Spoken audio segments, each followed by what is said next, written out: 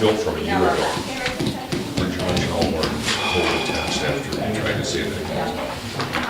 There might be working out, there might be some. There was like 6 here on Monday when I was here. What you looking for? A pen. There's a green one here if you want. I was here Monday, there was like 5 or 6 of them right here. They're passing them out like candy. What is I it? thought maybe we had a over. They've always been free. You know, I follow the municipality or whatever on Facebook. I never saw you in one, so you must have been sitting at the bar the whole time. Yep. They didn't have pictures, which buyer? Yep. Barry's boy. So he just buy a little chunk from there? I gave him 3.5 acres for the finishing of my house. No, there you go. He has to, he put the wood floor in, he has to trim it, and then finish the rest of the So, side. They did the first picture. good swap. I figured he needed that, and I needed, You can pay him for the rest of it though? I'm sure that was. I paid him up until that. Up until that point. Yeah. So you're just trading the finishing touches basically. I just knew he needed to build his own house, so his daughter in a wheelchair could get in on a 1-level house. And I was like, well, this is a good way to make it happen. So, you're gonna give me labor? Good bargain. The big screen really wasn't. Yep. And then he wants to buy the rest of my land at some point when he can afford it, but Then what are you gonna do? I told him I don't ever go out there anymore, so I haven't been out there for. He just asked me tonight if, I don't remember who it was, if they could go coon hunting out there. Here, knock yourself out. As long as you stay on my property. Didn't realize many people did that anymore. Yeah. Call you and barbecuing. Yes. Depends on how much beer there is, I suppose. Depends how many beers there are. Some years they're worth 20 or 30 bucks a piece, other years they're worth. That's 20. But as soon as I met that, like, yeah. That's my father-in-law, he traps, For a while. and I'll be like, so are you trapping this one? He's like, as of now, nothing, because nothing's worth anything. Yeah. He goes, I'm not killing an a lot animal, of just to work. kill an animal. He likes just doing it. Yeah. But he goes, I'm I not think gonna that's why a do lot of it, people- just to bury it. So, it's just, he likes to do it. My son likes trapping, so. He actually took the trapping course at Rock Falls, 16 hours over 2 days. Really? All that hours, pretty much. It's here. Just something good to know, I mean- Driving it without any equipment in it. Kind of cool. Our Nate, Yeah. warden, it's huge. Our council will be here till December 6th, our cage probably. It was kind of fun just to, I went with him to the class because he was younger when I did it. I wasn't doing the class, I was just hanging out. It was interesting. I don't think I need to do it, but Just in case you ever get stuck in Alaska or something, now you know. there you go. It's Wednesday. So where are things with the construction? Let's see, there's no. Today is something on National Navy Day. Tomorrow, Nothing there too. tomorrow, I think. Which company? Chippewa, right? And another Navy guy right over in the other room I building think a. Chippewa, yeah. I Really, believe really? so. I don't care. Yeah, I about think that. Red Car. Yeah, I know. I said, Chippewa. Never showed up, huh? Well, apparently they answered the phone call though, and they couldn't, Can't make we it. don't know when we're gonna get Why, it says today National Lazy Day. Most people, but if you were SSG, you know, kind of new, Johnny new guy trying to prove himself, and you know, now you got somebody else The first making Navy you Day look celebrated bad. October 27th. Well, the deal with being a small guy and total, also, how much personal I what you have with that subcontractor. Hey, Matt? I'm keeping the guy who So they're does doing other. $10 million over a year happy. Now, once Thanksgiving gets past. You're giving me a $1 million, you're on a $1 million I deal with all the project. national. You don't. So I got all the good ones coming in for Thanksgiving. This guy, this is my bread and butter, he's the guy I'm gonna Cater to first. So we're going to. exactly. Make sure I was- Says, dealing with all of this, dealing with, of course, budget, we're doing this and everything. So, Can I get it? Oh, by the way, big dog, your buddy says hi. You got like a baseball game on in here? no, they're listening to it. They've got, they already started feeding there, yeah. Oh, sounds like it's a baseball. Oh, cool stuff. We're gonna start doing play-by-play for the World Series. I blood dialed in the other Are they playing tonight? World Series, They're there? normally No, you didn't. Should be tonight. Sort of chair organization. He said, Sort of. when he referenced you about. Versus the cheaters. Just as a cheater. Like, they avoid that name I tag. think it's the entire country. Little dogs Yeah. So we can just close this, because it might be. Yes. It's up to the mayor. I mean, clearly it's still an open meeting with a. But as long as we have a door, But yeah, we have one door. It's gonna, You're gonna get because of that echo, you might get. Sure, sure. No, that's fine, as long as one door's open, we're fine. We're fine. 7:09. Mark me, Marcus.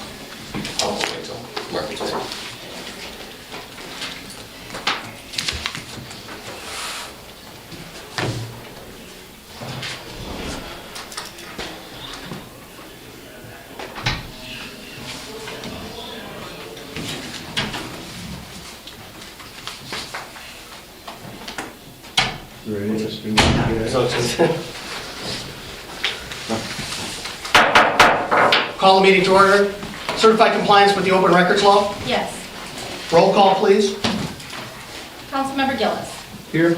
Councilmember Hartung. Here. Councilmember Hooker. Here. Councilmember Raisler. Here. Councilmember Schneider. Here. Councilmember Schofield. Here. All six are present. Next, we'll have the pledge of allegiance. Pledge allegiance to the flag of the United States of America and to the republic for which it stands, one nation, under God, indivisible, with liberty and justice for all. Make motion to adopt the agenda. Second. We have a motion and second to adopt the agenda. All those in favor say aye. Aye. Opposed, say no. It's adopted. Next, we move on to public comments. Are there, obviously, there's 2 public hearings on the agenda tonight. Just wondering if there are any other public comments for anything besides those 2 public hearings. Yeah, we didn't have anything. No. Okay, we do not have any scheduled appearances. We move on to the consent agenda. The following matters may be acted upon by the city council utilizing a single vote. Individual items which any member wishes to address in greater detail or as a separate item on the regular agenda may be removed from the consent agenda upon the request of any council member. We have the minutes from the regular city council meeting from October 12th, 2021, and a bartender's license for Kyra J. Krings for Bodie's Saloon. Everything is fine. Okay. I'll make a motion to approve the consent agenda. Second. We have a motion and second to approve the consent agenda. All those in favor say aye. Aye. Opposed, say no. It is approved. As I mentioned, we have 2 public hearings tonight.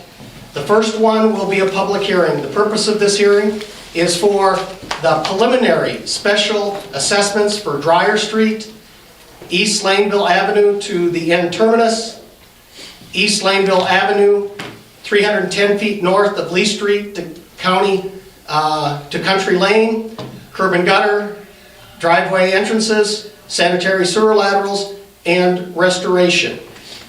Being the number of people that we were expecting with this, we well, first of all, I'll hereby declare the public hearing open. And so how we're going to do this is each one of the folks that would like to speak to the council will have the opportunity to do so. Hopefully everybody was able to sign in, and we'll be bringing you in one at a time by the clerk. Yep. Okay. Just missed 2 that came in. Is there a time limit on how long they can speak? President, 5 minutes or 4 minutes?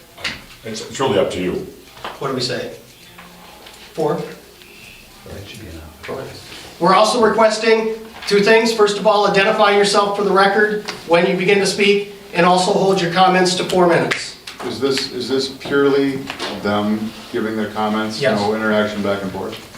At this point, no, there really shouldn't be. If anybody has any questions, we should be jotting them down, and then we'll talk, we could present them at the end,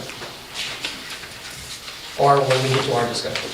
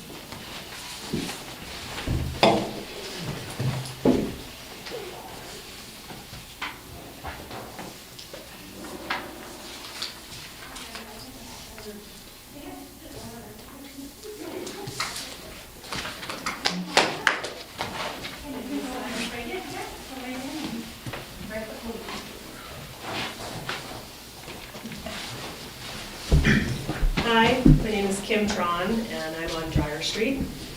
My husband Brian and I attended the informational meeting last February. We had the privilege of speaking with Matt Gillis about the proposed Dryer Street project. It was at this point he explained that the city would move forward only if the city would be awarded a grant for Dryer Street. A grant was not awarded, but yet the city decided to move forward with anyway without knowing how the project was to be funded.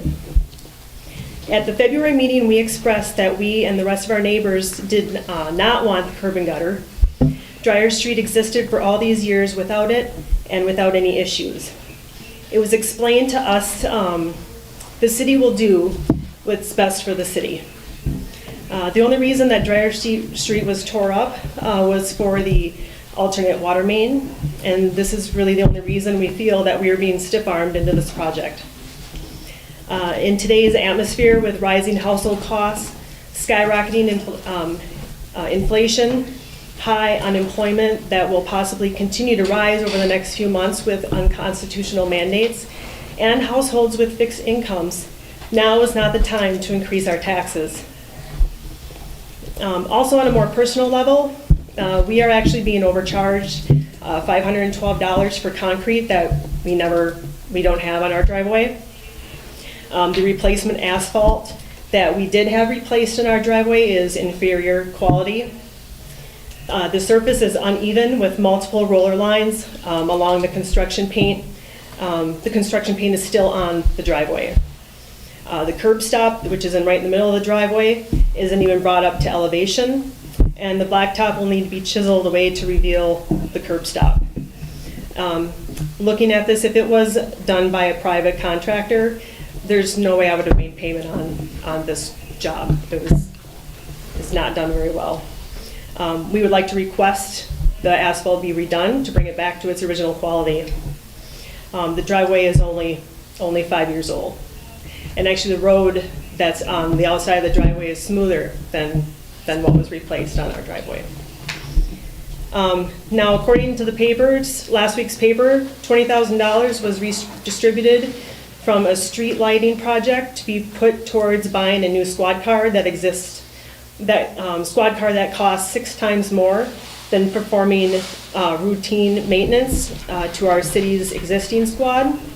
Why couldn't that money have been put towards the Dryer Street and Laneville project? October 15th is the final completion date. With Dryer Street and Laneville still not complete, what are the daily penalties for going past this date? Are penalties being enforced or are they being forgiven? And can that money be put towards the tax burden?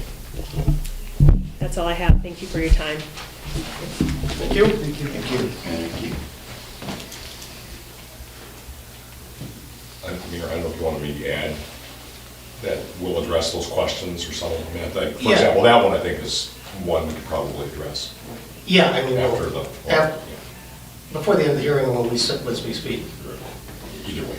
and that's it. Okay. Assuming they'll still be listening. Okay, one way or the other. One or the other, yeah. Somebody write that down then. And that was the, so what we're doing with the liquidated damages essentially. Yeah, and I'm Discussion, ready to. yeah. And are we Well, charging? are there, Yeah. and what are we doing with Yeah, it? yeah.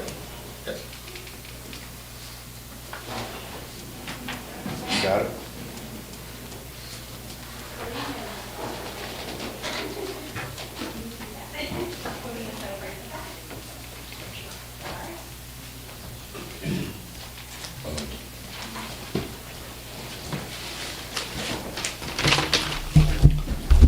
Hi, I'm Bill Hawker. I live at 1321 Laneville Avenue.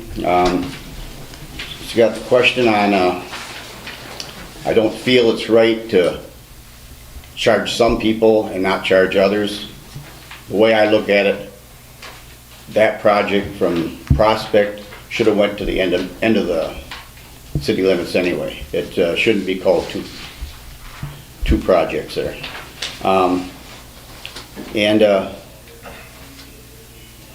What was the reason for not including it in the grant? But what was the reason for having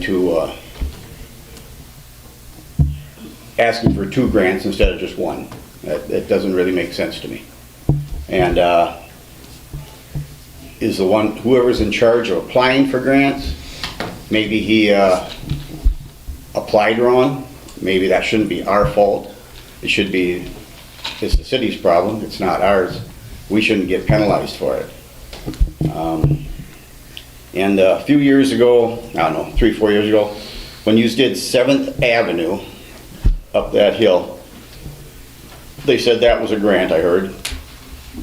But when I drive up there, I know up on, you went up 7th Avenue and then it went up on top of, you also did some work up on, behind the courthouse and up there. Was that on the same grant or was that a different grant? Or was it just included in that grant? If you can go from 7th Avenue and then change over to another street, I don't know why our project should have been one, it should have been one whole project coming from Prospect all the way to the end of the city limits. That's pretty much my feelings on it. And if anybody can vote that you feel it's right to charge some people and not the others, you're thinking wrong.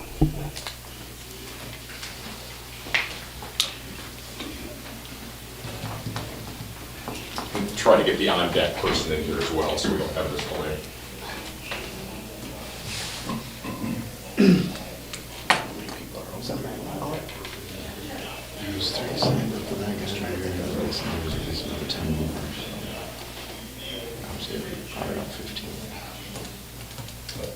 The delay is confusing it. Still here, Tom. Yeah, okay, yep. Must have the panic button, huh? Somebody swears. Occupational hazard of the internet. It's YouTube, I don't think it matters. It's about 30 second, or about 30 to 45 seconds long. Huh. I'm Donna Miles, 1329 Laneville Avenue. Special assessment is wrong. I think you know it's wrong. It should be removed from the books, if not now, for the future. No other residents should have to shoulder this kind of burden. I think you get rid of it or only use it in extreme emergencies. Also, the $1,500 being collected daily from the contractor should be directly applied to reducing the assessment. I don't mind paying my fair share, but there's nothing fair about this. Thank you.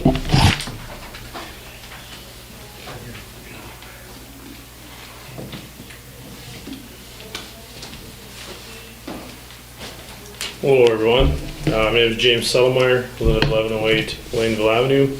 I just want to take this moment, I just want to kind of give all the council an idea of the traffic that flows up and down Laneville. Okay.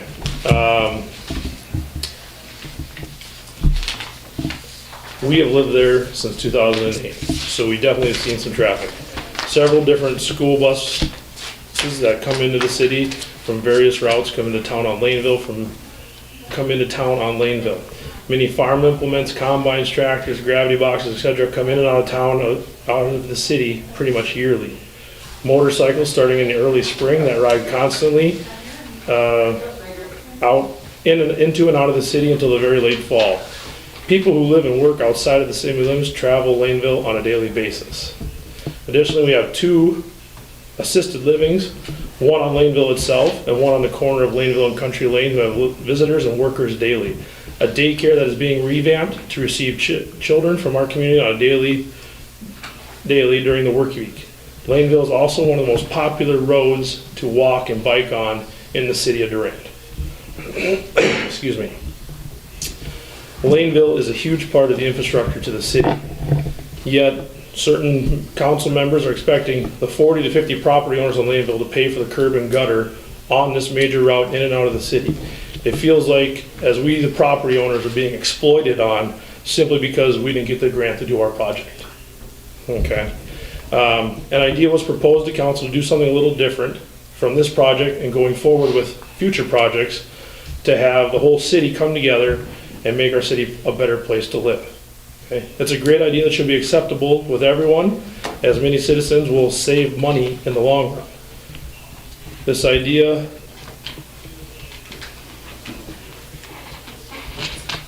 should make doing city projects better for the city and all property owners, as there are many streets in the city that need updating. I wish it had been brought up to the council years ago. Will new curb and gutter benefit my property value? Yes, some. However, in our case, at our house, we have the addition now of a second manhole in my yard, one from a previous project, and I have a huge 3-foot culvert installed in the very back of my yard. I very much doubt my property value will go up some. The property owners of Laneville will be doing many of the same projects that we will be doing, including power washing our house, deck, driveway, inside of our garage to clean off all the dust that has accumulated over the 7-month project, soon to be 8-month project. Our house used to be light blue. Now it's kind of blue with a heavy taupe shade.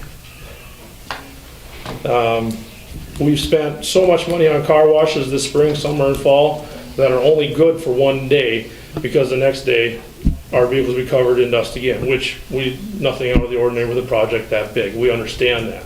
But it's waning 7 months into 8 months here, and it's getting pretty old. This new idea that was brought forward to the city that breaks the mold of this is the way we have always done it, brought before the city council has the opportunity to update the city infrastructure and aesthetic value where all property owners will benefit from and save money in the long run. Durant can be a city that comes together to make it a better place for all the residents of the city, our rural community citizens, and all of our visitors. And I really only have 2 questions right now for the council. One is, with this $1,500 a day penalty being assessed for the project not being completed on time, how many of the fines collected will come off the property owner's cost, whether the special assessment is assessed or not? And then, if it doesn't benefit the property owners at all, who is benefiting from this $1,500? Thank you very much. Thank you.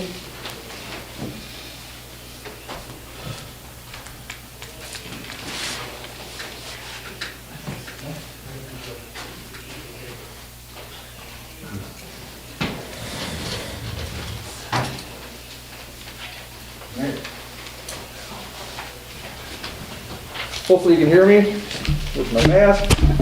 I'm Marty Wagner, live up on 1209 Laneville Avenue. I'm going to start, I think most of us up there have been more than patient with the project up until about the last month. To start with, I guess, blacktop was removed ahead of time up on Laneville. I guess there was a deal between the county and the construction crew. I talked to Mr. Gillis before about that. That being said, we've had nothing but a bunch of potholes and stuff and washouts up there. I give credit to Matt up there because I've talked to him a few times and he's trying to take care of that for us. I kind of quit calling because I figured there was enough people to see that. We've had washouts over weekends. In my driveway itself, you could bottom out. Enough about that.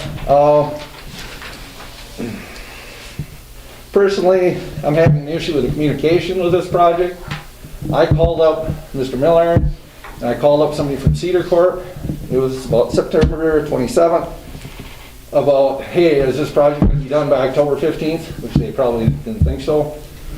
We did not receive, we received a letter on the 1st of October, and we received another one after that.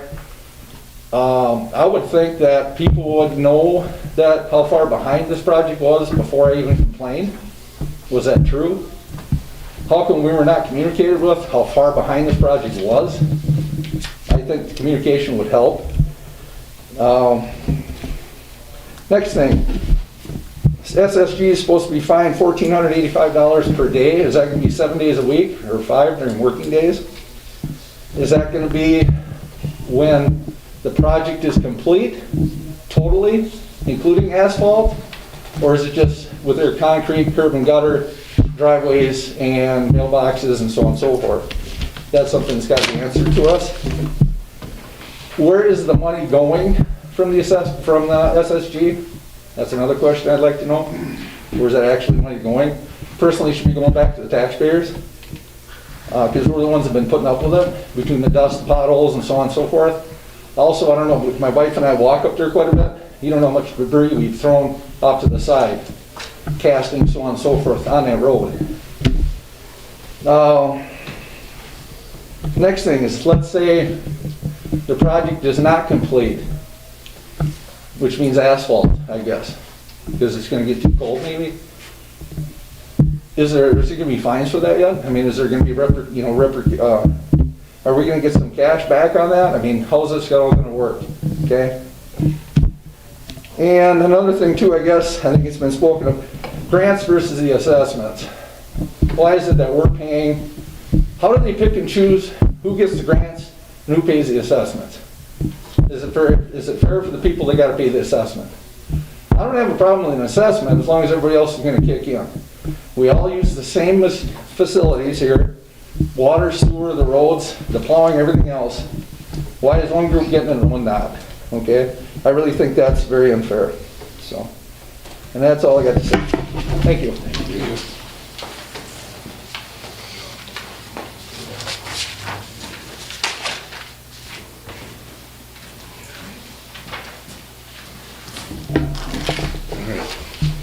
Good evening. My name is Tony Morris. I live on 508 South Street, but a portion of our land extends down to the Laneville area, actually between Tom and Heidi and Rod and Marcia Berger. So we have a portion that we are involved with this. My wife was unable to make it tonight. She had sent a note she wanted me to read to you guys. Let's see here. And this is from my wife, Nicole. I think it's extremely irresponsible of the city to take on a project of this size without finances to support it and expect the property owners to pay for something that they did not even want. It's also extremely unfair, the Dryer Street dead end and Laneville Avenue, considering the other half of the project was paid for by a grant and none of those individuals have to pay a single cent. Also, it's frustrating is to hear that apparently the city is going to be applying for a grant next year to make improvements on Madison Street. Why were we not given the option of waiting for a grant? This was not an emergency. It did not have to happen this year. We would have gladly waited a year or two. It is bothersome to us that you did not give us any consideration before putting this financial burden on us. Our situation is maybe not as bad as others living on the street with more restricted income, living on Social Security and things like that. We feel that our city administration and council are supposed to help the residents of Durand, not make it worse, especially when many of us are trying to recover from being out of work during the pandemic and now with inflation and the cost of living. Furthermore, to say certain people do not have to pay, but others have to, solely based on their location, is definitely not fair. And that's all. Thank you for listening to me.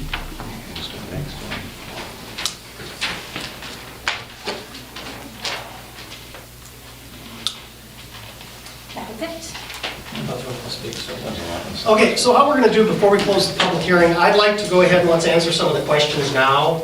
And what I'm going to do is I'm going to talk about part of it, and then on a couple things concerning the two projects and so on, I'll have the city administrator, or he can have either the city engineer or our superintendent explain it. First thing, I'd like to talk about the damages, the liquidated damages, and for it not to be completed on time. We don't know exactly how much that's going to be. The question was asked about forgiving. No, not to speak for everybody sitting at the table here, no, we will enforce damages as per the contract. That's the intention of the city of doing so. It is 7 days a week, by the way. It's not just 5 days a week, it is 7 days a week. What's going to happen with those is we don't know exactly how much they're going to be, but we probably won't fully know that until we get into the first part of next year to know exactly. As far as where that's going to be used, obviously if there's assessments, again, not speaking for everybody sitting around this table, but I think obviously that money, because the people who had to deal with the issues of the lateness of the project, will be given consideration on returning that money. There's legalities on how you need to do that, but obviously that's what we'll be looking at. But again, once we find out how much it is, we will go ahead and move forward with anything as far as dealing with those. But again, until we determine exactly how they are, but again, again, not speaking for everybody here, but the intention is that we are going to fully follow the contract that we signed to the letter of the law. Okay, so next, if you want to go in, if you have anything to add to that? Just only that they started on October 1st. They actually started October 1st, yes, not the 15th. They did start on, there were a few days in there that were considered for rain days, a few other things that did play in, but they have started to accumulate effective October 1st. Mayor, we talked about substantial completion. When does that stop? Does the fine stop when they start? Does the fine stop when they've done the last possible thing to the job? I think we're past substantial, we're to final. So when is final completion? What does final mean to me? And that's, Russ, do you want to explain that?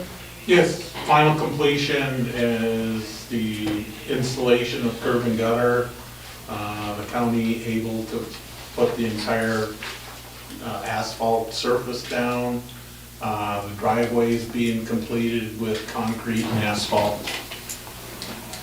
So per se, if it gets too cold for the county to put down asphalt and it goes to the spring, there's no final completion.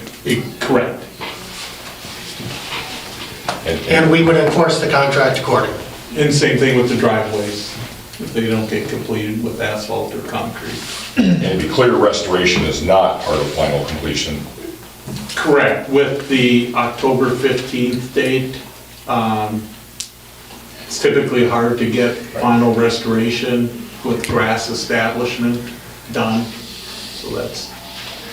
So clearly at this point, that's not happening until next spring. Correct. Again, just. Okay, so the next question, and who's can go ahead and answer this one, concerning if somebody is not happy with the quality of the work being done on their property, whether it's the quality of asphalt or whatever, how is that handled?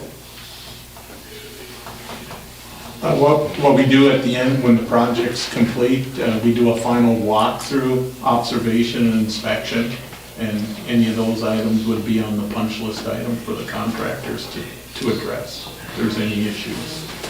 I guess I would add that clearly if there's some folks that are dissatisfied with the quality of things, we'd like to hear about them. Administration, Matt. Sure. And then again, so we can get them on the radar, and then obviously the engineers can look. Yeah, Who decides whether they get on the punch list or not? Well, there's a standard that we follow for quality of work. It can't just be, I don't like it because I don't like it. Correct.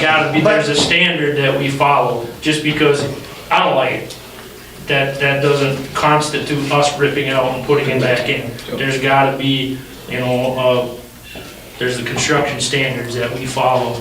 We walk through, Russ and I, and the project managers will walk every inch of the project and look at everything. And that's something you can explain to a property owner. That we will explain to a property owner, this meets construction standard. It is not eligible to be torn out. If it does not, then it goes on the punch list and it must be corrected, and the project's not completed until that's completed, correct? An incompleted punch list is still an unfinished project, correct? Correct. You don't approve a final pay request until the punch list is done. The punch list is Yeah. complete. The punch list doesn't go against liquidated damages, just the money that we withheld on the final. The retainer. Correct. Retainer, Okay. The next one, the question about why two different projects in this particular case, and exactly why one received a grant, one didn't. Who wants to respond? I can respond to that. If you remember, we looked at the three projects together, 3rd Avenue, Dryer, and Laneville, and we decided to pursue a community development block grant for the 3rd Avenue project. Based on our experience with applying for grants and so forth with the community development block grant project, there's a low to moderate income requirement. The area of the project needs to have 51% of the survey respondents within the project area, low to moderate income. So with the senior housing and the senior apartment complex, that was our recommendation to pursue the CDBG grant for the 3rd Avenue project. We didn't feel that either Dryer or Laneville would score based on low or moderate income to be funded for the CDBG project. And then also the CDBG funding has $1 million cap. So we would have never fit all 3 projects or 2 of the projects within this community development block grant cap. And you can only apply for a community development block grant every 2 years. We did apply, if you recall, for Dryer and Laneville for another grant program, which was the Wisconsin Department of Transportation. It was called the Multimodal Local Supplement. That was changed in midstream last year to the Local Road Improvement Supplement, and that was a 90% grant funding for the street portion of the project, which would be asphalt, curb and gutter, crushed aggregate base, subgrade, restoration, all of that type of work. But unfortunately, Durand was not awarded a grant through that 90% funding program. And we also applied at the same time for a 50% grant for the Laneville and Dryer project, and that wasn't funded. Is it pretty safe to say, Russ, that if we did encompass Dryer Street, Laneville, and 3rd Avenue all into one project, use that $1 million cap over everybody, that we wouldn't have got the grant? Correct. If we would have went out of our survey area, that, our opinion, it would have brought us below the 51% threshold that we would need to get the project funded. Not to mention, we would end up spending more money in the long run, because if you would have encompassed that area into the grant, then you would have to fall under grant regulations of paying prevailing wage and paying higher rates than what we are currently paying on that project right now. Yeah, correct. With the CDBG grant, that's a federal funding program, which has Davis-Bacon federal wage rates for the contractor, but also benefits and so forth. So you're paying, even though you're getting a federal grant, you're paying more as part of the project because the contractor has to pay federal wage rates for the project also. As far as, and I know while we're on the grant topic, it was asked too to why didn't we just wait and do that other half? That was discussed at the council level, and the council decided that we did not want to wait another year, 1 or 2 or 3 years down the road. You guys all, as it was explained to me, you wanted one big project, one big mess, one big inconvenience, instead of trying to section this thing out and waiting a year or 2 or 3 down the road as well. So I'm not sure we asked for the mess, but we Well, asked for Okay, so that's the main things I have. I'm sorry, I want to follow up just a little bit more. Russ, can you, as a reminder, can you talk about how many of the last projects we've gotten were grant funded that you applied for and got for us? Yeah, City of Durand's been very successful over the past 10 years. Every 2-year cycle, you have qualified for a CDBG project. The 3rd Avenue East project, the 7th Avenue West. That was 500,000? Right, and then prior to that was Washington Street. How much was that? 500. They were 500. Prior to Right, that, those are both 500 max. prior to that was Madison Street for another 500. And Madison. Just kind of, CDBG was a $500 maximum grant until 2020. Yes. And then they moved it up to $1 million max. So that's why we only got 500,000 for Madison, 500,000 for Washington, and 500,000 for 7th Avenue.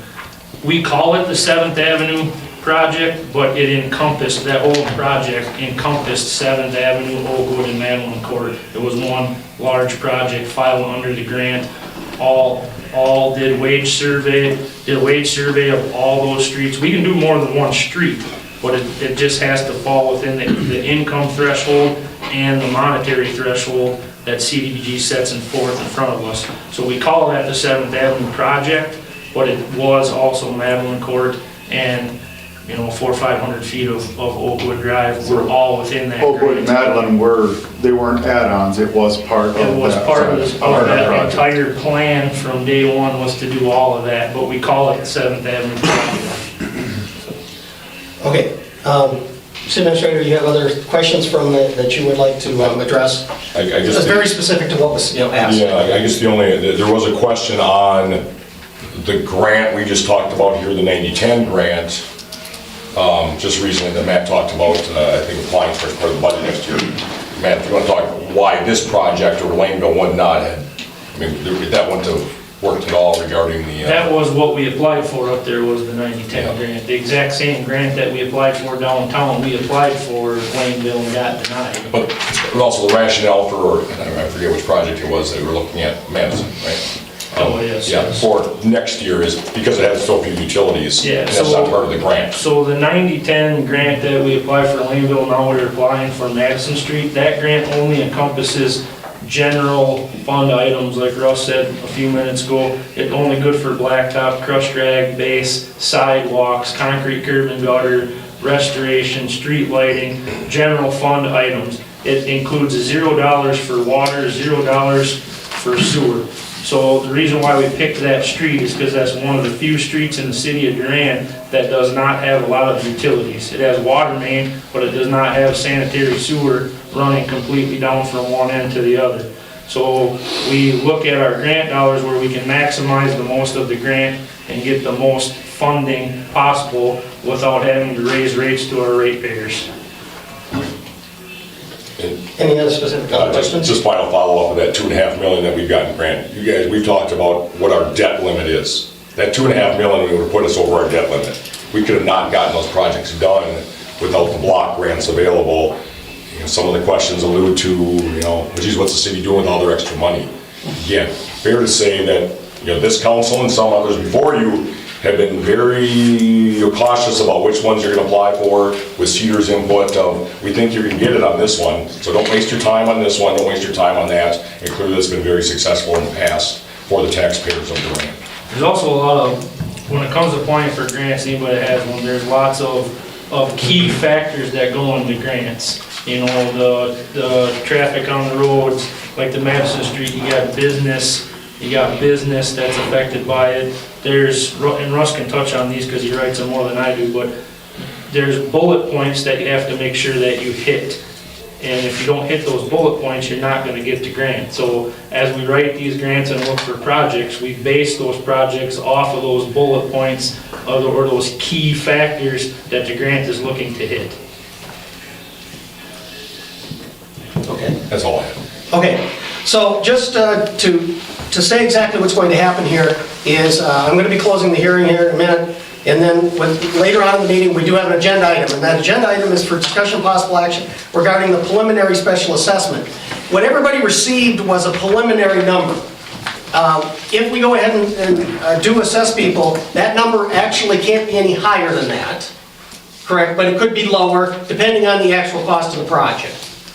So that will be the case. So a final one will be approved at a later date if we move forward after tonight, correct? Correct, yes. Yes, Mayor. This is just the preliminary special assessment report. It's based on the bid cost, unit price quantity, so the project hasn't been finalized to come up with a final cost and quantities. The procedure is that if the council does approve the preliminary special assessment, then the final stage will be to prepare a final resolution and final assessment report. As you mentioned, our costs include some contingency. We want to be on the conservative side with a preliminary special assessment report, because if the costs need to come in equal or less with the final, otherwise we'll need to hold another public hearing for the final special assessment report. So that's why we put some conservative numbers in at this point until we have the final costs in with the project. Okay, just a minute. Final assessment numbers may not be up ready until spring next year? Yeah, for what it looks like where the project's at right now, correct. The final special assessment report probably will not be prepared till spring or early summer So that brings part of the thing, if we do assess, as far as when this would be put part of the tax bill, could you explain that, Mr. Asmussen? Sure. As we discussed here, this was, regardless of when the project finished this year, we were never going to be assessing this on the December tax levy. The earliest we were going to be doing would be December of 2022. So as the mayor said, if this does get accepted, we still have plenty of time to get those final numbers and then get that done before the end of next year. So that would be the first potential payment. And then from the standpoint of, depending on the price level, if it's over, like the number is $400, you'd have 10 years to pay it off. If it's less than, I think that was outlined in the assessment. Everybody received, yeah, that explained it. But typically, the vast majority of the people on that list would have 10 years to pay off the assessment. There would be a portion put on every year for the tax, on the taxes, as a special line item for 10 years. Okay? If there's nothing else with the public hearing and no one else to speak, I hereby... Mayor, do you want me to speak now? Oh, yes, yes. I'll keep it quick. I'm pretty sure you all know how I feel about special assessment. I disagree with the state ever making it 76 years ago. I disagree with the ordinance. I think they should all be expunged. It's just not fair. Basically, it's bullying, making somebody pay taxes and making somebody else not. You guys know how I feel? I'll stay out of the discussion as much as possible. Okay. Okay, with that, anything else? If not, I hereby declare this public hearing closed. We have a second public hearing for Resolution 2113, a resolution adopting the Pepin County Redistricting Plan for the city of Durand. As you know, every 10 years, there's a census taken, and we must reapportion the city to have our wards. We do them to match up with the districts also used by Pepin County for the 3 seats that represent us on the Pepin County Board. Everybody received a map. This was properly published. If you got the map, we're basically moving 2 blocks over from Washington Street, correct? Yes. Or from Montgomery Street, excuse me. Montgomery to Washington. Are moving over toward Or Prospect Street. Sorry, Prospect. So everybody, by the way, with the city of Durand, generally our population is pretty stable. Each one of the districts, each one of the wards has about 650 residents, correct, clerk? About 650 and so on. So that's the only change that we would have. So at this point here, there's the second public hearing. I would like to declare it open.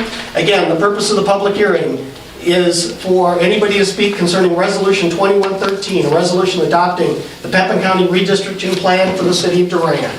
Would anybody like to speak? If you would like to speak, please identify yourself for the record.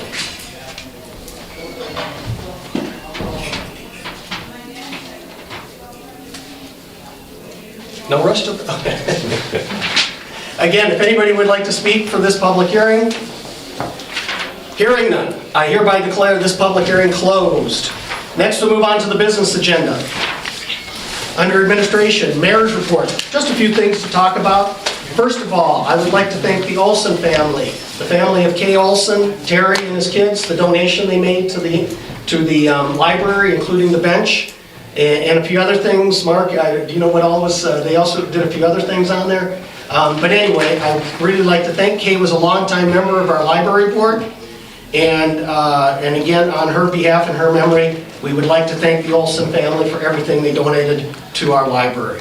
I would like to say best of luck, as I always do, to local kids doing well, especially those going to state.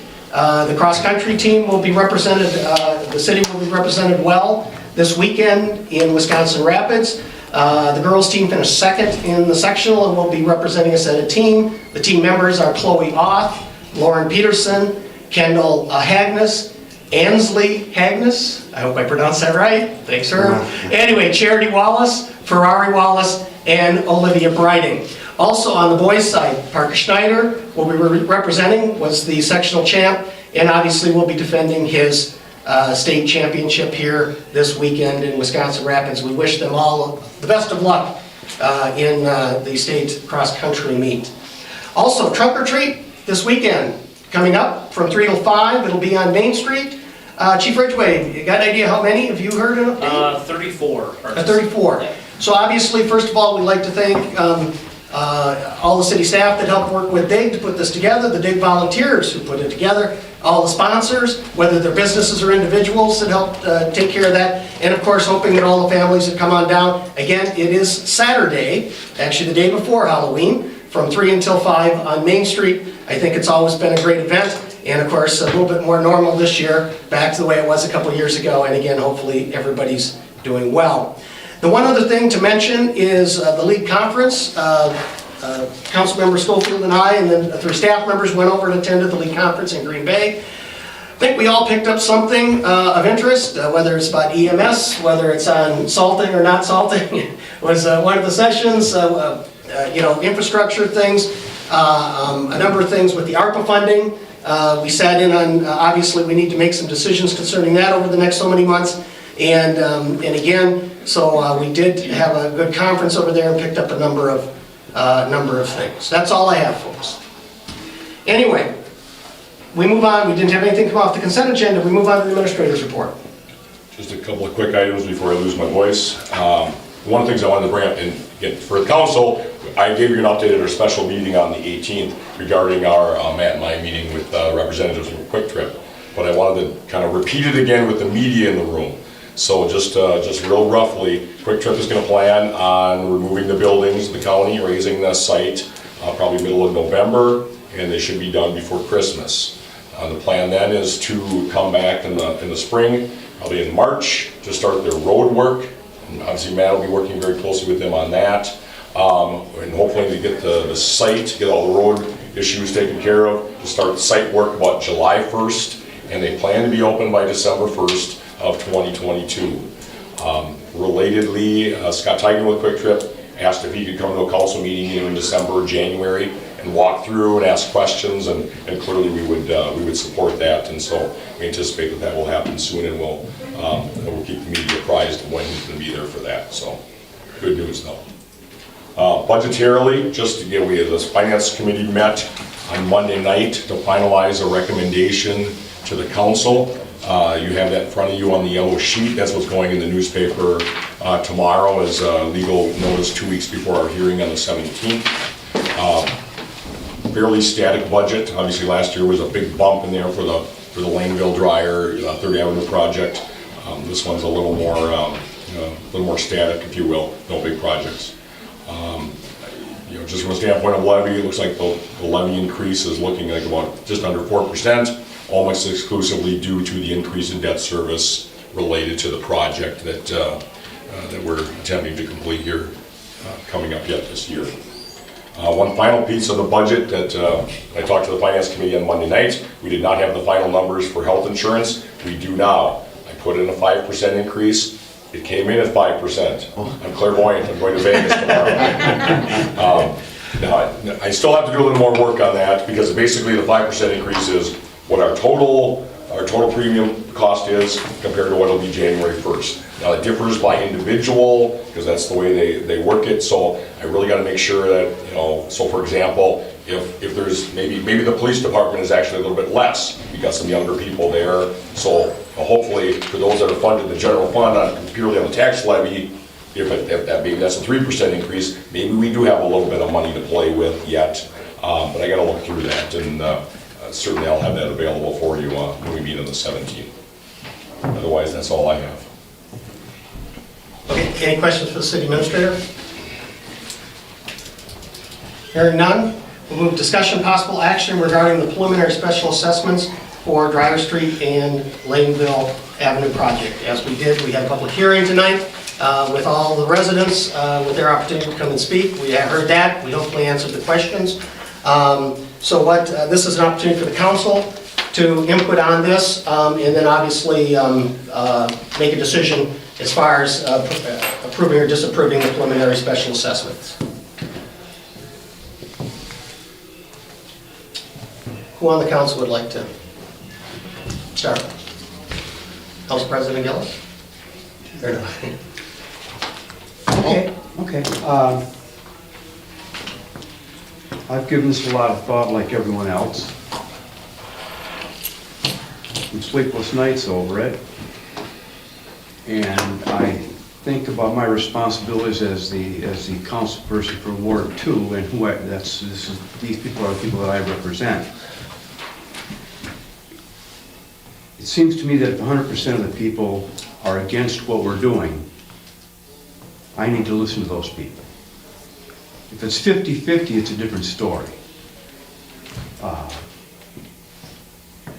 I've said to some of you that when I think about restoration, if Excel's in your yard, Wisconsin Gas in your yard, Entex in your yard, they all pay for the restoration. I don't get billing people for restoration. So I'm going to listen to people I represent, and I intend to vote no on the special assessment when it comes. You speak of listening to people in your ward. I'm at large, I listen to the city. I had a list of everybody who's been special assessed in the past. I contacted as many as I possibly could get a hold of or knew how to get a hold of.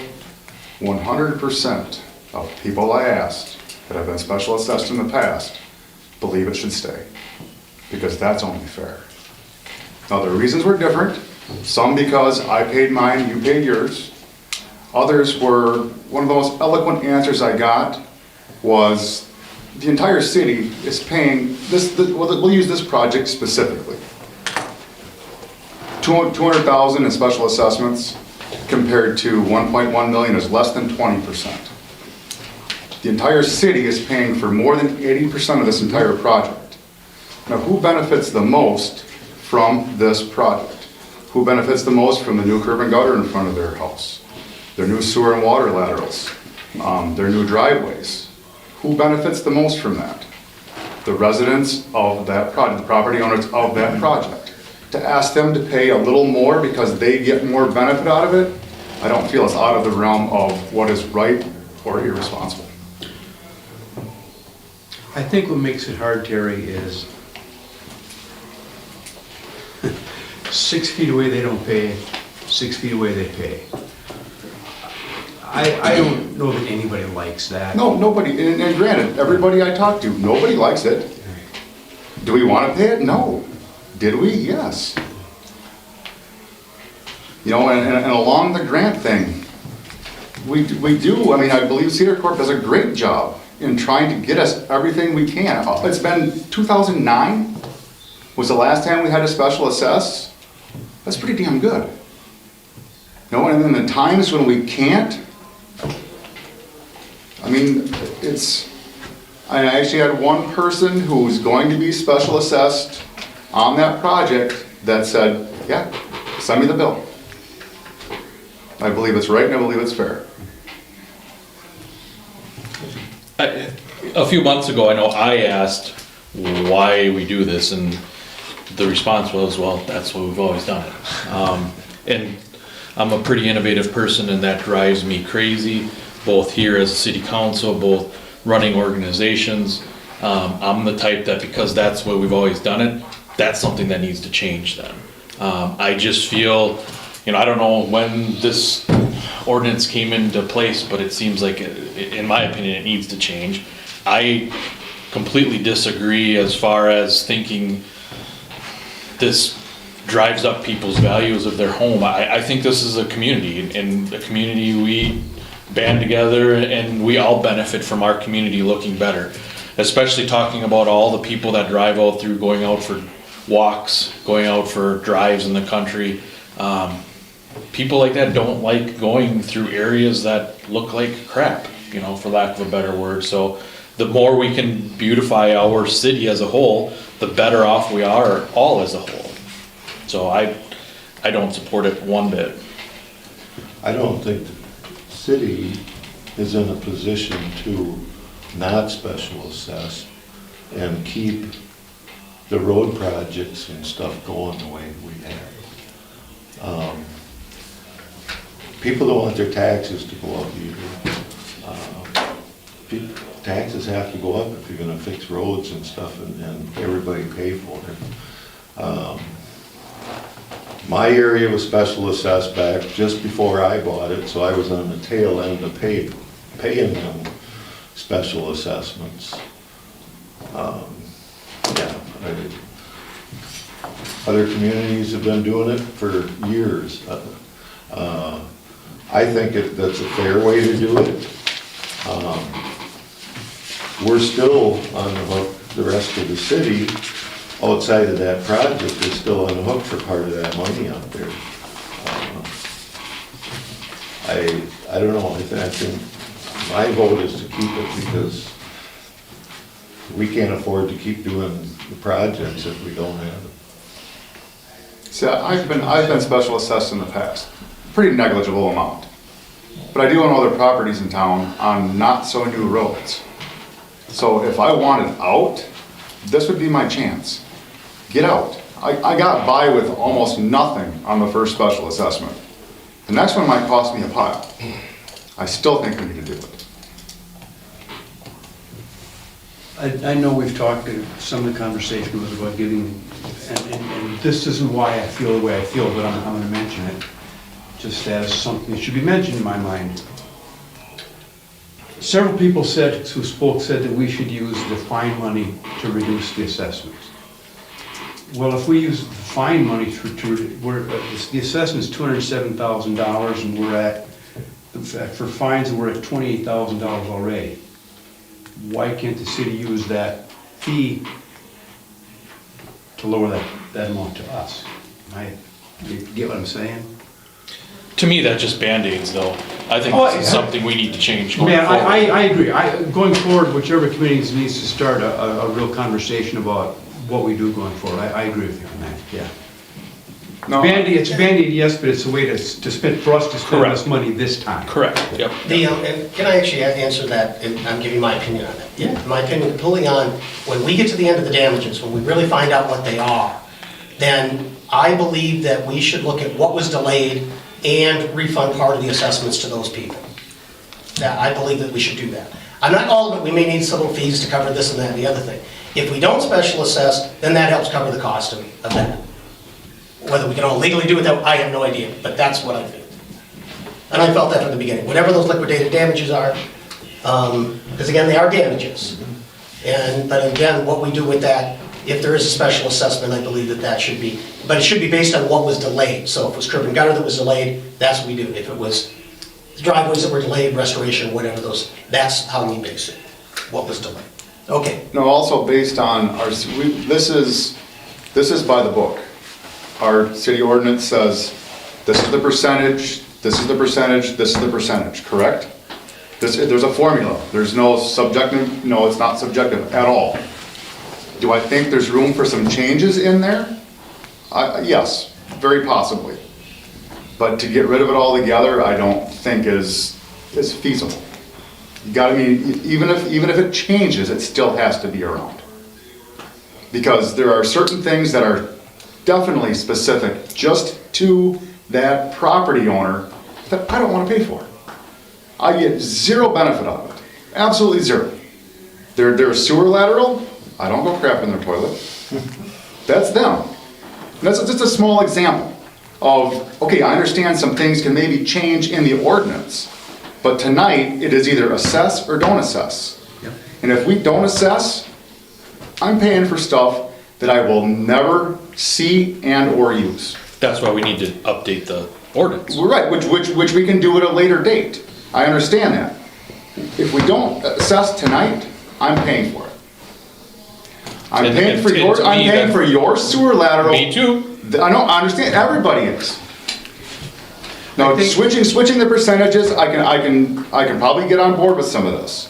But as far as doing completely away with it, which was exactly what would happen tonight, means I'm paying for something that is specifically yours. But that's what we have to do to make right. I mean, does anybody know when this ordinance was put in place? We do know that we've been assessing people at least 70-some years, correct? And has it ever been adjusted? Has it ever been adjusted? There was an amendment to it in like 2008. Middle something. Yeah, somewhere in there. That was just touched on the sidewalk and driveway entrance portion of it. Okay. That was it. I found special assessments in the minutes back in 1954. Right. And I don't know, if I can take, because, I mean, the only thing I really want to address here is Rachel's question. And, it's a good question. There's a reason why 90+% of the municipalities in the state of Wisconsin special assess, because the state of Wisconsin is heavily driven on property tax, as you all know, and this is decades back, and between the levy limits, they used to have debt limits. We still have a debt limit under statutes, but even before that, before they instituted the operational levy limit some 20 years ago, before that we had both a debt levy limit and an operational levy limit, and so that was the only way municipalities could get around. Our ordinance, again, right, wrong, like it, hate it, we're with 90% of every city and village in the state of Wisconsin, because that's the way the state government has pushed the municipalities. And so, again, I apologize. I feel like, as staff, we weren't doing our job. If the only reason you think we have it is because, well, everyone else does, or we've always had it. There's a good reason for that. I wasn't thinking that. I just wanted to explain that, that's all. So tonight, we're voting on whether or not we're gonna follow our ordinances. Yes, I believe so. This one being, or some other one, just because somebody has a problem with it. And Our ordinance is our ordinance, and we should follow it. and the other thing there, and I remember, and I've said this isn't the first time I've used this line, if we don't follow the ordinance, then we might as well get rid of it or change it, or something, because it's not worth the paper it's written on. But didn't we bring that up? I remember bringing this up back, I want to say in January, February, that we need to change this ordinance. Yeah, And we now- discussed it, yeah. And now here we are, well, we can't do anything, we either have to say yes or no to the whole thing, because we didn't already address the ordinance. So that makes me frustrated, that now we're gonna sit here and say, we can't do anything to change the ordinance now, we brought that up months and months ago. On this specific project, no. Yes, we did. No, I mean, we can't do anything about the Oh, right. ordinance Yeah, on yeah, this specific yeah. project. Gotcha. But I also feel if we don't vote to special assess tonight, we'll never be able to go back and even special assess for what is specifically yours. But then how is it, okay, we wanna talk fair, how is it fair to these people then all of a sudden is, okay, we're gonna charge them now, and now tomorrow we change the ordinance and, How it is it goes fair to back. anybody who's paid a special assessment in the past to not have these people pay it? I think that's more fair than expecting these people to pay, and now all of a sudden going forward, it's nothing, all because we didn't put in the work to look at the ordinance and change it. I've got a laundry list of stuff for the future. I mean, notifications and percentages and everything, but that's not tonight. Tonight is what we have in front of us. And if we don't vote it through tonight, then there's probably never gonna be a special assessment in the city of Durant again. Because you can't say nothing and then now we want something from you. It's easier to go down the scale than it is to go back up. Almost impossible to go back up.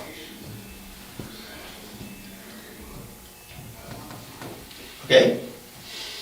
Any other input?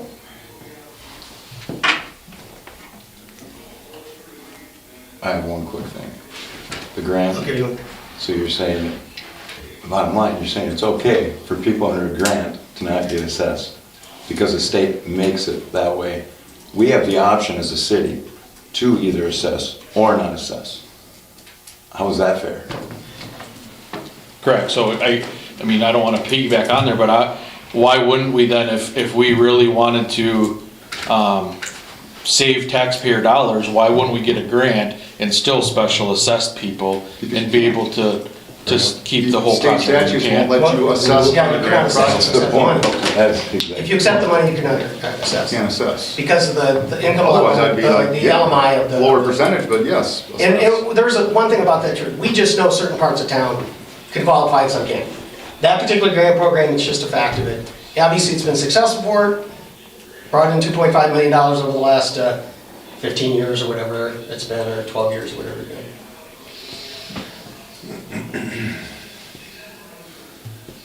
Okay, is there any more input from the council?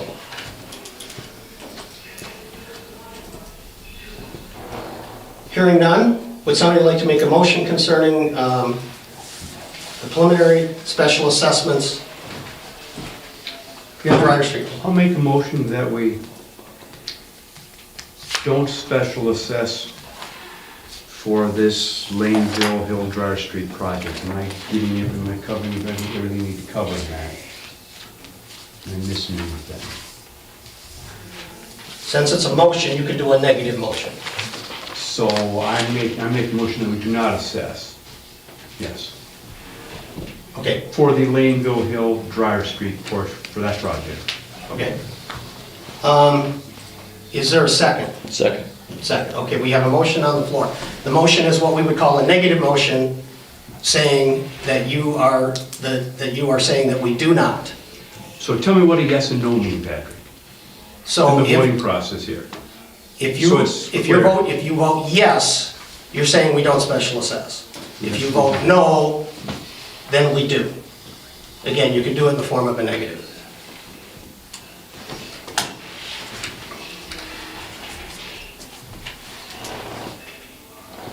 So just to be clear, a yes is a no. Yes is a no vote on special assessment, correct? And a no is a yes. So, okay. And is there any more input?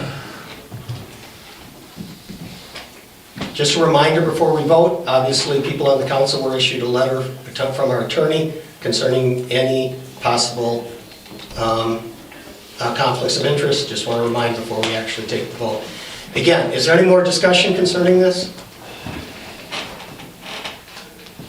And again, before we actually vote, if you vote yes, you are saying no special assessment. If you are voting no, we will continue on with agreeing to the preliminary, and the final will be brought forth at another meeting.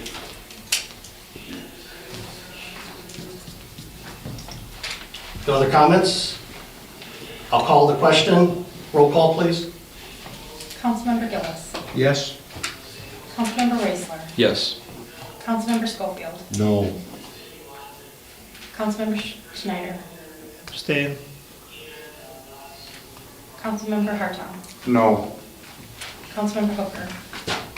I'll leave this one on you, Mayor. I'll abstain. 2-2. 2-2. And for the second time in my career as mayor, there's a tie vote. And on this, I vote no.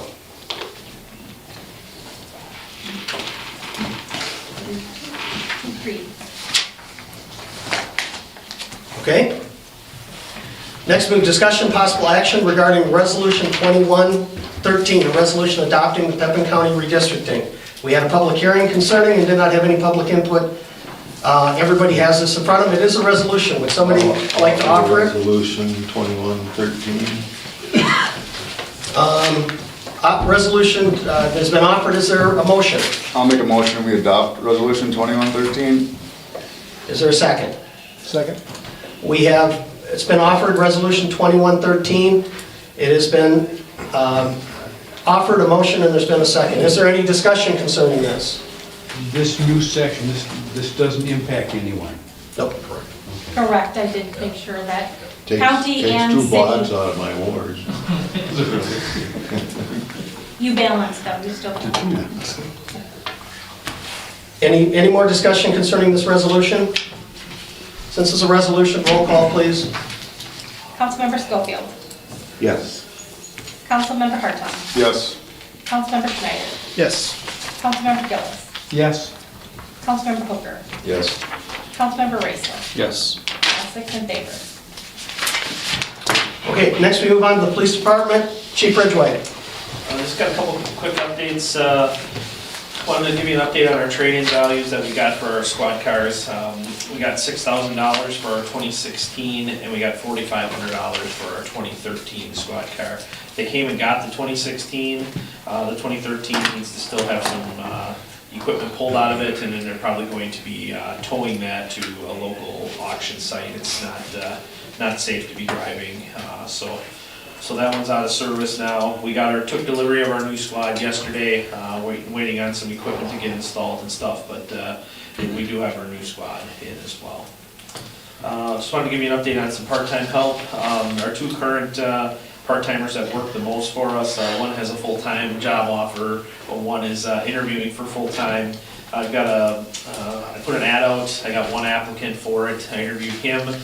He goes in next week to do some of his testing and things, but one applicant for our position. So hoping we get some more in, and we'll probably put the ad right back out when it expires, but still looking for some help there.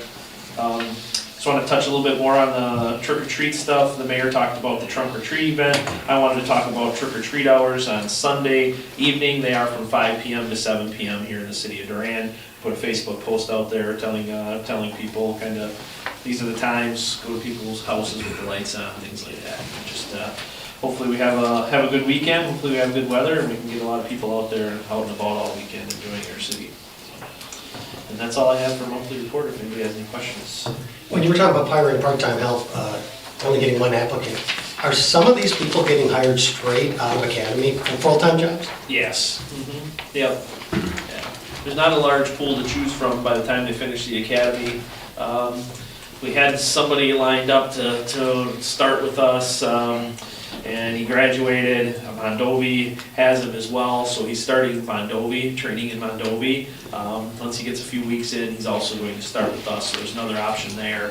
But he's already been told that there's a good chance he'll be getting full-time in a short while as well. So I believe there have been some academy classes that are 100% already have jobs.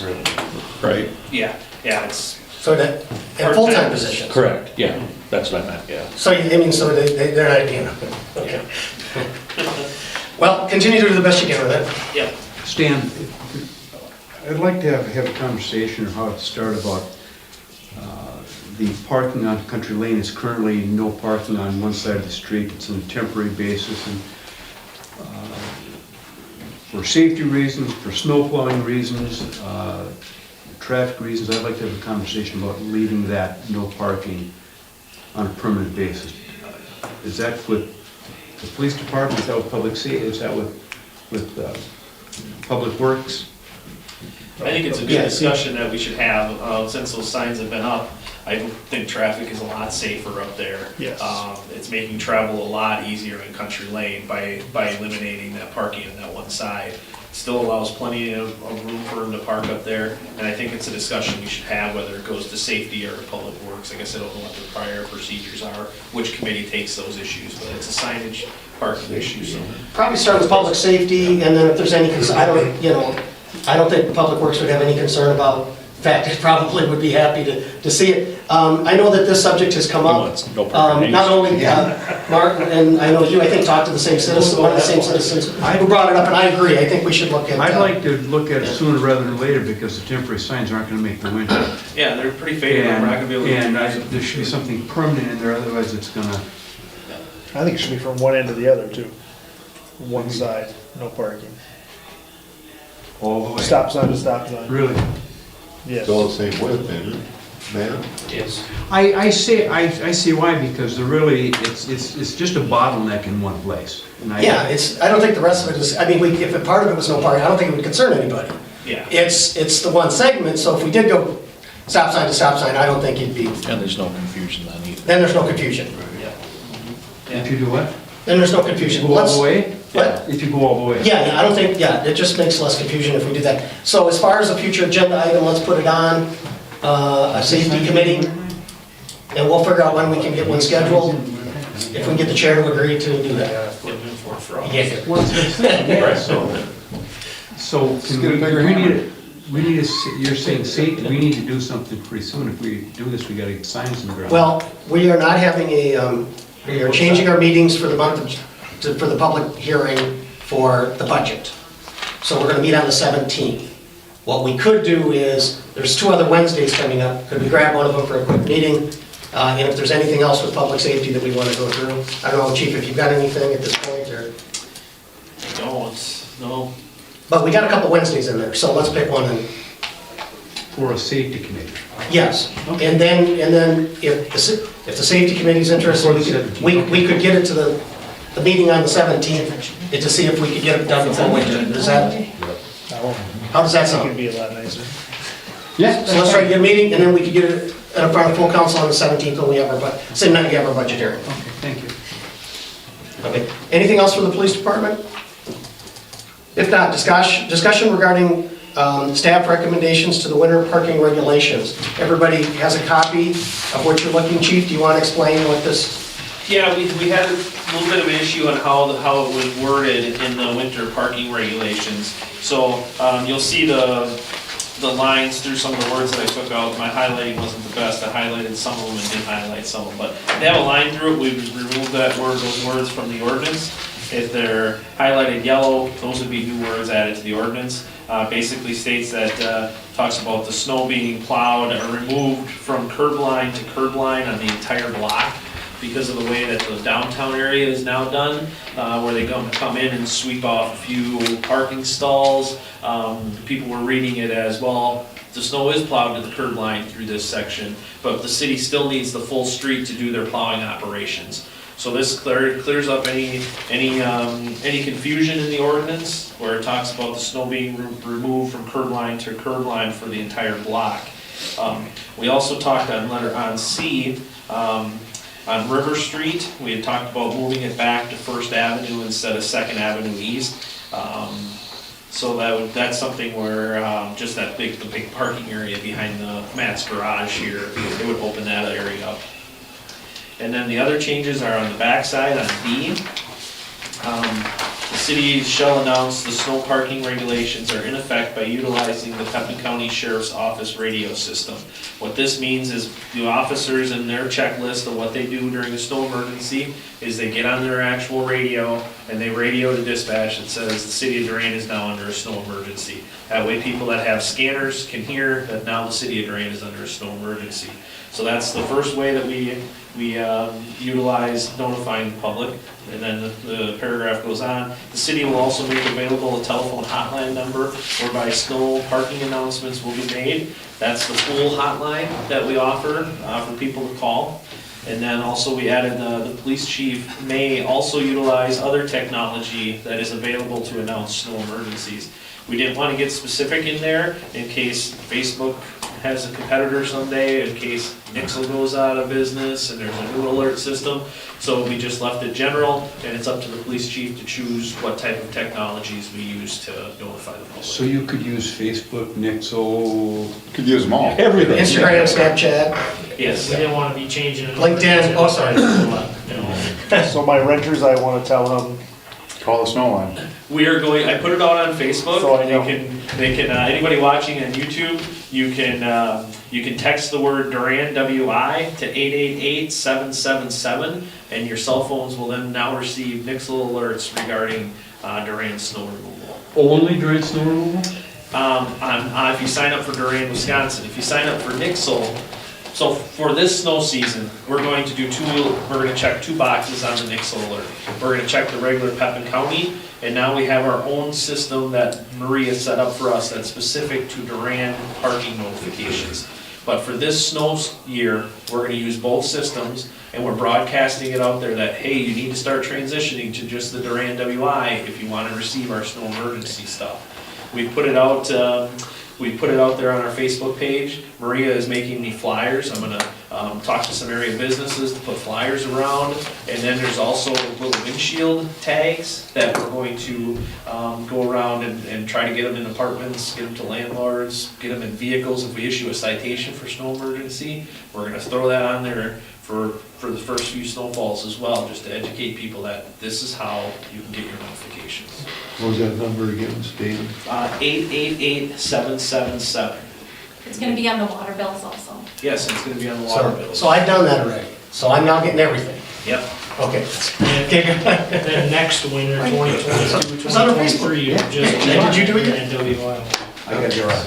give me some stuff, I'll help hand that. Yeah, but I still like to know. I'll use your walking around town anyway. Put it on every pizza box. Okay, but the changes that you're requesting to specifically make, it's changes in the ordinance, how do we address that, City Administrator Rasmussen? Well, my recommendation would be, we clearly put this on the public safety meeting as well, and then being that it's an ordinance change, we'll have to have the 2-week publication and the whole stuff. This is gonna take a little longer. We won't be able to address this at the meeting on the 17th.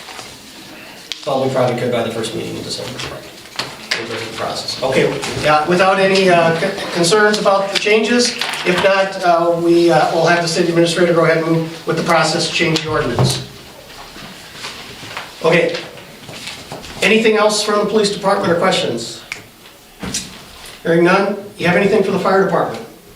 Just two items. One, I think the chief shared with most people that there was a demonstration of ladder truck last Monday. A number of folks were there. It was a nice demonstration. That went very well. We also did have a rural fire meeting last night that I attended. Jamie, Chief King, and the Rural Fire Director Hartung met earlier this week as well. And a good discussion last night regarding both our potentiality of a 70-30 split on capital purchases. That continues to go very well. They hope to have that addressed by their meeting in January. So again, we got some work on our side as well, obviously, and again, I've said this enough times. The Rural Fire has not made any formal decision on a ladder truck, and obviously neither have we. But Chief King's got some correspondence from Pierce that they'd like to make, they need a decision like by January 31st. There's going to be a 7% cost increase, which equates to what, $80,000 on a $1.25 million vehicle. We'll be having more discussions on that in the coming up soon. Yeah, so basically what we're talking about, the 70-30, is that we would adjust and change the percentages that we buy trucks with, but we would also participate in purchasing some other vehicles that are used by the Durand Fire Department. Correct. So again, at the end of the day, does it make sense for us? You've got the numbers to say whether it does. Right. Generally, we think so, but let's move forward with that discussion. Any other questions about the fire department? Do you have anything for the ambulance service? I do not. I'd like to make a quick comment on ambulance. A couple of us did attend a special session, a deep dive, they call it, at the league conference concerning EM. Guess what? We're not the only one in the state having problems. There's a lot of them out there. 5 ambulance services in the state of Wisconsin went out of business last year because they could no longer cover the areas. They do have some things that I thought were positives. They're trying to get, one of our biggest things is, if you look at what it costs us to run the ambulance service, not including any debt service for any vehicles, because we've always bought with cash, it costs us about $900 every time we send an ambulance out. As we know, Medicare only gives back about 320 something. 500 max. About the 500 max. So we don't come close to covering. But there is an effort, and this is one of the areas in there about making a change in state law that might be able to help us in that matter. And the efforts are continuing with the people who know what they're talking about, and hopefully that will be helpful if we can get reimbursement for Medicaid and Medicare up there, that we'll be able to help our situation as far as being able to pay more people to run our ambulance. A number of other things we heard is about cooperative agreements, working with other ambulance services and those types of things. But again, picked up a few things, and hopefully we'll see some positive things come out of the ambulance side of things. So that's what I have just on the ambulance. Public Works, Utilities, Engineers Report. Russ? Yes, update. Obviously everyone seen that the curb still isn't installed on my East Laneville project. Per written email response back from SSG, they responded today to me stating that the curb will be installed by Wednesday next week.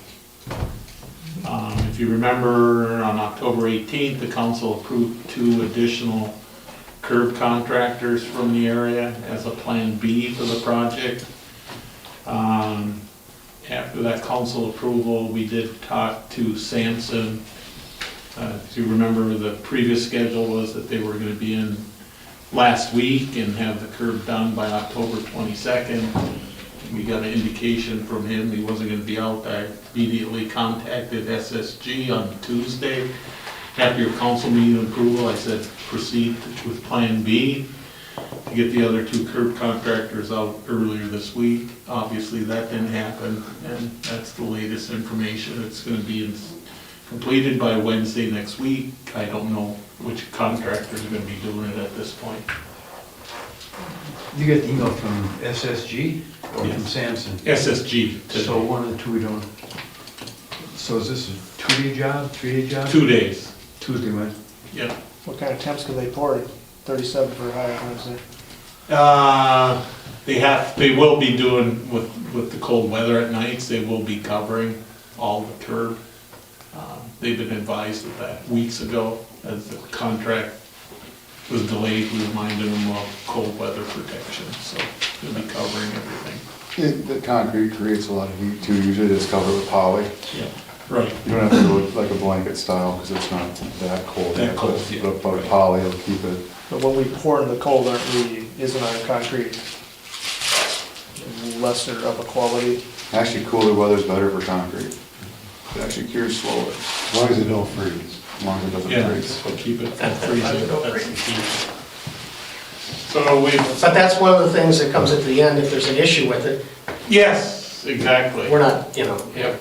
I mean, they have a minimum requirement, minimum standard to meet. Yep. And if they don't, And when the project's completed, you have a 1-year warranty period with the bond, stays open for the project too, so. So the weather, again, Matt and I were constantly watching the 15-day forecast. Low 40s, You're not the only 50 one, for are the you? next few weeks. Paving, that'll be up to Pepin County. The typical spec, for our spec and DOT spec is, 36 degrees or higher for paving, so. Channel 18 said 37 on Wednesday, it was Channel 18. Right. But we're But I warm, mean, we're warm to this. that is gonna be a cold day is what it looks like. Yeah. And that's sustained, Yeah. not just at night, Right, right. all day. That's typically when Mark will close the asphalt plants if you get sustained temperatures. 36 So you look at your below. crystal ball, can we get this project done? The blacktop at least. Black, yeah.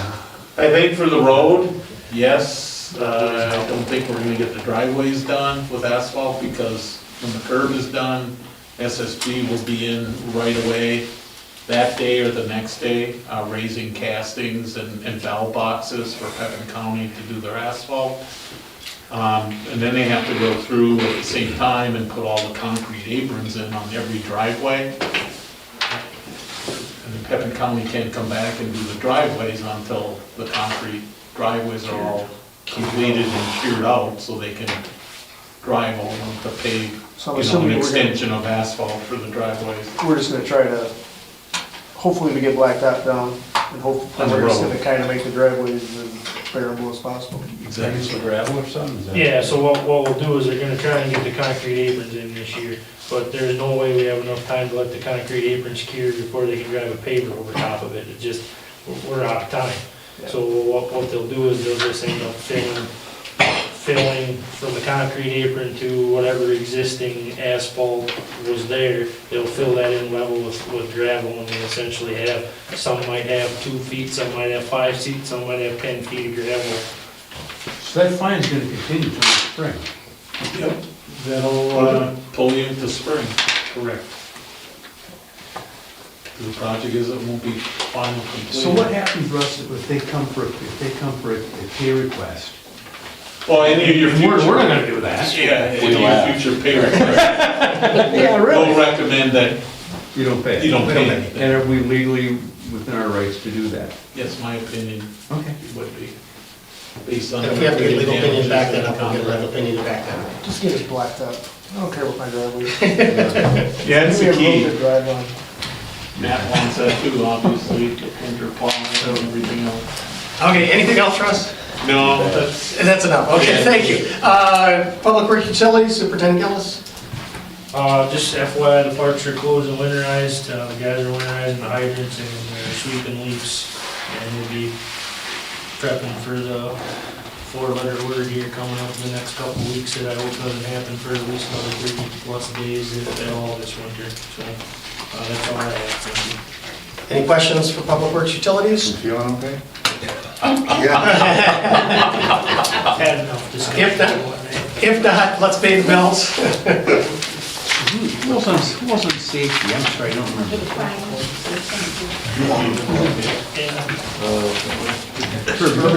This side of the, Yeah. is it this side? You're on Safety. I believe so. So what, So you had one in there. Such day works. That's payroll. yeah, what day works for, Herb, you open? That's all. It's on a Wednesday. Yeah. Yeah, pretty much any Wednesday. As long as you can do 6 or later, then I ain't got no issues. So November 3rd, 6 o'clock? Nope, that's For you? not work. Good for me? Yes, that'll- November 3rd, November 3rd, 6. for safety? 6 o'clock. Sounds good. Put her in the books. So next Wednesday. Yeah. Yep, that's right.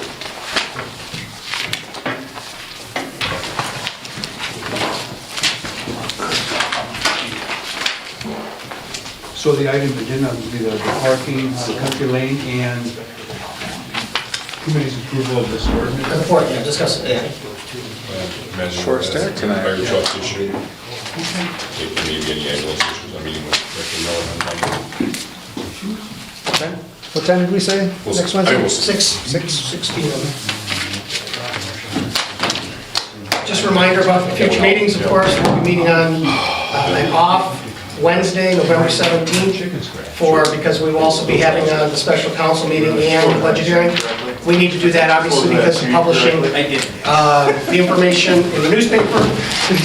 But as we said, that sort of works out because we usually don't like to meet around Thanksgiving week anyway. And Mr. Mayor, for the 17th, I will be actually out of town at a national convention, so we will not have the video stream on that Okay. on the 17th. so. Okay, thank you.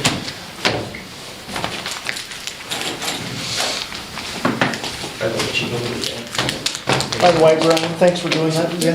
Yeah, I thought the same thing, I walked down. I just remembered it right. I get a lot of people tell me that they love that they can see the city council meetings. And I'll be in Kansas City that night, so. You can get away with one. You can get away with one. I hate to miss the budget meeting, but. We should go down there for a meeting. Yeah, there you go. And I'll say that too, I got Do you need help down there? Kansas City, yeah. That night, I'll be, because I'm farm broadcast for a year, I'm I'm being taken out to dinner by Syngenta Corporation, that's all part of it, so. Farm Broadcast of the Year? Congratulations. From last year. From last year, oh, that's right, now they're finally taking because of everything. You finally earned it. Chaperone, bodyguard, anything getting out of your shoes? That's Rhonda, she's the one that keeps me in line, sorry. Any other future agenda items? She says no. Make a motion to pay the bills. Second. We have a motion and second to approve the vouchers. Roll call, please. Councilmember Schofield. Yes. Councilmember Gillis. Yes. Councilmember Hartong. Yes. Councilmember Hooker. Yes. Councilmember Raisler. Yes. Councilmember Schneider. Yes. All 6 in favor. Motion's agreed to. Someone like to make a motion to adjourn? Second. We have a motion second to adjourn.